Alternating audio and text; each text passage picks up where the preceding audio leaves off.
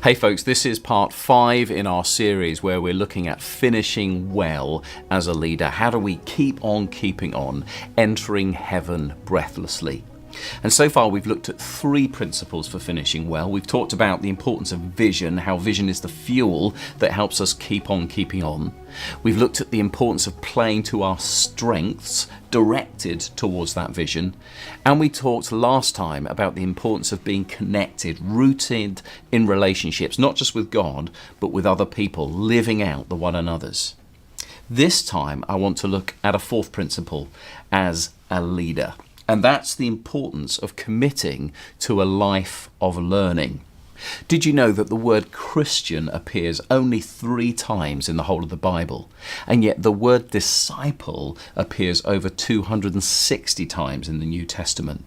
And that word disciple in the Greek is mathetes. It means learner or student. Or perhaps the best translation is that if we're disciples, then we are apprentices.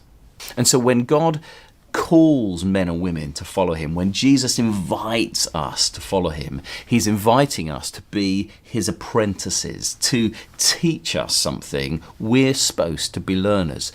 Of course, it's important that we're learning and growing in our strengths and skills, and I'll talk about that in a moment. But the main thing that Jesus wants us to learn is how to become more like him, that we would become Christ-like in all that we do. That's what he's looking to impart, something of himself, that we would think like he thinks, that we would speak like he speaks, that we would live like he lives, that we would not be gods, but to be godly. Paul puts it this way in Ephesians 4:15, that we need to be growing in every way more and more like Christ. We need to remember that we're all learners, we're apprentices. And we must remember that this learning is a lifelong challenge. It's a process, it's a journey. I love the way the writer to Psalms 84 puts it in verse 5. He says, "Blessed are those whose strength is in you, who have set their hearts on pilgrimage." We're on a journey. It's that sense of allowing God every day to shape us and mold us and make us so that we are more and more like Jesus. And there are these different pictures in the Bible that convey the sense that God is at work in us. And so Isaiah 64 verse 8 speaks about the fact that God is the potter and we are the clay. Psalm 127 speaks about the fact that God is the builder and we're his co-workers. And famously in John 15, Jesus speaks about God being the gardener and we are the branches plugged in to Jesus, who is the vine.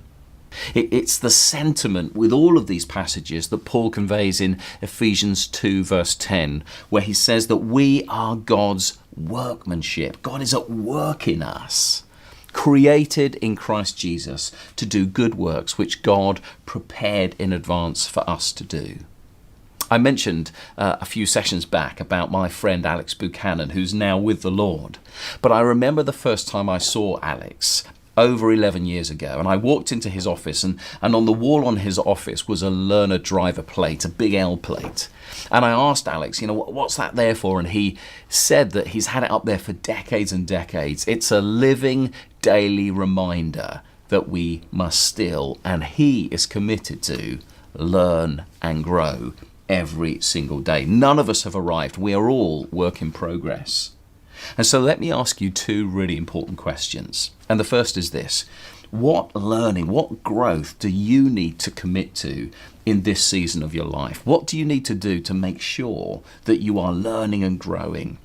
And obviously, fundamentally, that is about our relationship with Christ and becoming more like Christ, that the character of Christ being released more in our lives. But it is also about the gifts and the strengths that God has given us. How do we cultivate those? How do we fan those into flame? Whether we're doing what Bill Hybel reminds us, leaders are readers, reading books, going to conferences, sitting with other folks. What are we doing to learn and grow ourselves across all the aspects of our lives?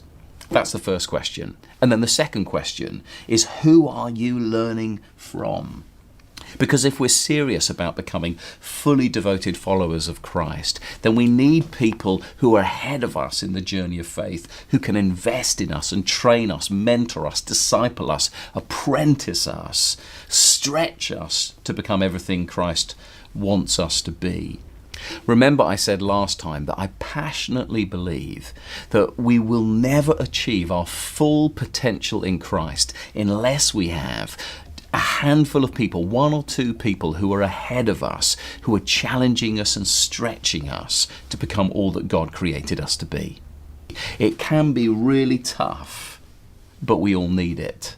Because in my experience, every single Christian, including myself, we all have Achilles' heels, certain things we struggle with, and we need those people to speak into our lives, drawing out the good stuff, fanning it into flame, and helping us face up to the tougher stuff. It's painful, but productive. It's challenging, but it brings change. And we all need to change to become more like Christ. So remember, finishing well as a leader, principle 4 is about committing to a life of learning, having your L plate strapped up until the day you meet Jesus face to face. May God bless you in your growth today.